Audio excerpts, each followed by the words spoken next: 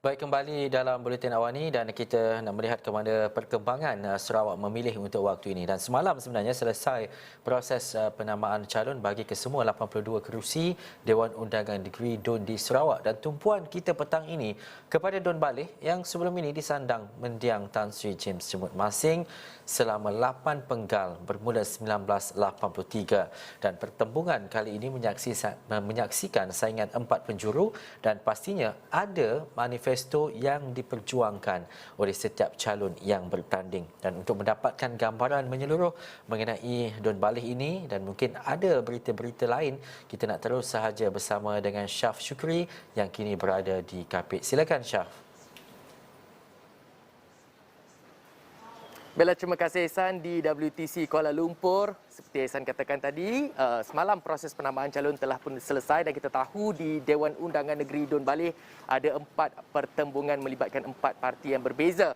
Dan Ehsan, 10,137 penduduk di Dun Baleh akan membuat pilihan, akan menentukan siapa yang akan menjadi wakil rakyat mereka sama dengan seluruh rakyat negeri Sarawak pada 18 Disember ini, Ehsan. Dan ini merupakan satu pilihan yang penting saya kira kerana kita tahu kawasan Baleh kini sedang rancak dibangunkan kerana pada 2018 di bawah inisiatif Kerajaan Negeri Sarawak sendiri, Agensi Pembangunan Hulu Rejang atau Hulu Rejang Development Agency URDA telah pun diperkenalkan dan pada waktu itu sebanyak 1.472 bilion ringgit telah diberikan untuk membangunkan kawasan-kawasan yang telah dilabelkan untuk dibangunkan di bawah projek URDA sendiri. Dan Baleh merupakan antara kawasan yang menerima peruntukan terbesar dengan 307.5 juta ringgit dan pastinya pembangunan sedang rancak berjalan ketika ini membina jalan-jalan penghubung daripada kawasan-kawasan di Baleh ke Pekan Kapit dan ada yang terus direct ke Sibu selain membina jambatan.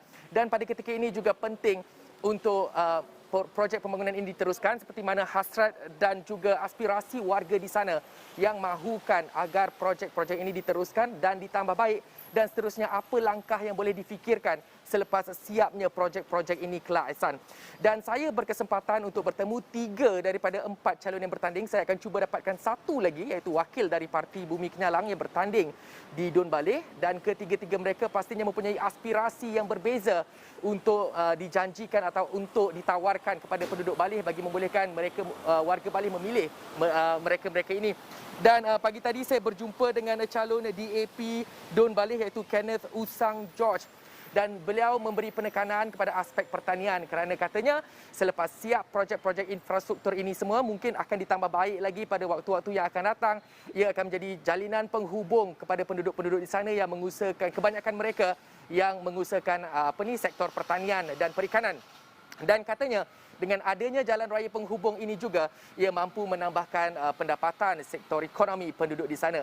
Dan katanya juga lagi sekiranya terpilih beliau akan membuat satu collection center atau pusat pengumpulan hasil pertanian bagi membolehkan hasil-hasil tani di kawasan Baleh dikomersialkan. Dan apa kata kita dengar dulu apa yang dikongsikan oleh Kenneth Usang pada sebelah pagi tadi bersama dengan Esrawani.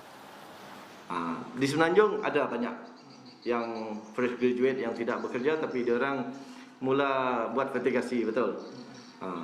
Income dia orang kalau buat chili fertigasi setahu saya antara 4,000 ke 8,000 sebulan. So daripada fertigasi ini adalah 4,000 ke 8,000 adalah tanah sebesar kurang 1 ekar. Bayangkan di sini kami ada banyak. Jangan cakap tanam chili saja. Baik, Ehsan, itu perkongsian daripada calon DAP mengenai aspirasi dan apa yang akan ditekankan sekiranya terpilih menjadi ahli Dewan Undangan Negeri untuk kerusi Baleh. Dan seterusnya saya juga ada berjumpa dengan calon dari Parti Sarawak Bersatu PSB, Koh Kumbong yang juga menyatakan hasrat dan aspirasinya sekiranya terpilih menjadi ahli Dewan Undangan Negeri untuk Dun Baleh. Katanya pembangunan akan diteruskan, pembangunan sedia ada ketika ini akan diteruskan walaupun beliau akan dipilih sekiranya terpilih untuk menjadi wakil di sana. Pembangunan akan diteruskan kerana ini penting. Aspek pembangunan akan menjadi, seperti saya kata tadi, akan menjadi satu pemangkin kepada penduduk di sana untuk membolehkan mereka mencipta peluang ekonomi yang lebih besar.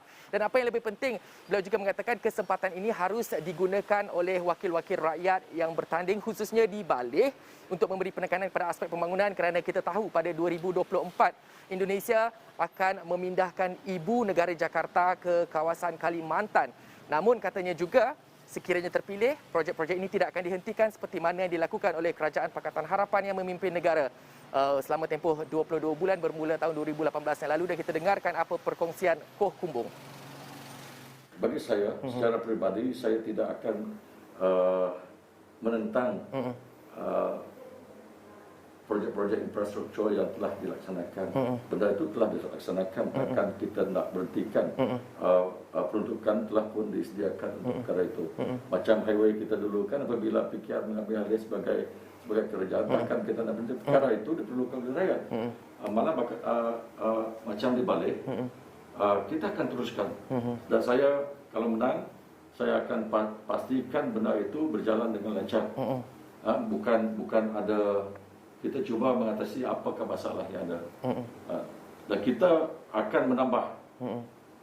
Akan menambah jika kita menjadi kerajaan, kita akan menambah rangkaian infrastruktur yang lebih banyak lagi untuk kegunaan rakyat di kawasan Dalaman di Bali.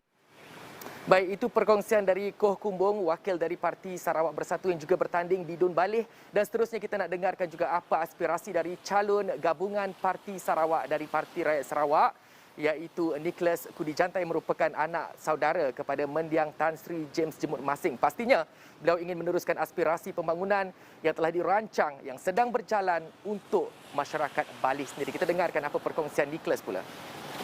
Sekiranya menang, kita akan, seperti yang saya katakan awal, kita akan meneruskan pembangunan seperti apa yang Tan Sri James pernah rancang, dan kita akan melaksanakan apa yang telah beliau janjikan kepada rakyat bagi kawasan 64 Baleh.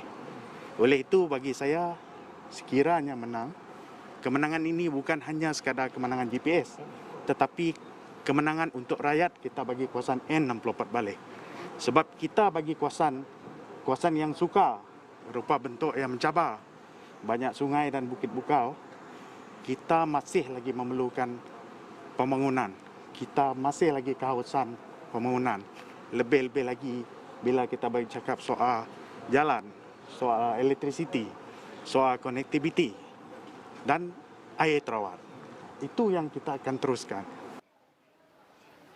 Baiklah, itu antara aspirasi yang mereka kongsikan ketiga-tiga calon yang telah saya ketemui. InsyaAllah saya akan cuba dapatkan satu lagi calon, iaitu wakil dari Parti Bumi Kenyalang. Dan selepas ini, Ihsan, saya akan bertemu dengan calon GPS bagi Dun Katibas, kerana kita ada kongsikan beberapa kisah aspirasi, kemahuan dan keinginan rakyat di sana, apa yang mereka inginkan menjelang pilihan raya negeri Sarawak yang ke-12 ini. Dan pastinya saya akan kongsikan semua berita lanjut di astroawani.com dan juga saluran 501 khususnya di segmen Sarawak Memilih. Terima kasih, Ihsan, di WTC. Baik, terima kasih Syaf Syukri. Lagi laporan komprehensif pastinya kami bawakan kepada anda menerusi Sarawak Memilih. Kita nak berhenti rehat sekali lagi. Kita kembali selepas ini.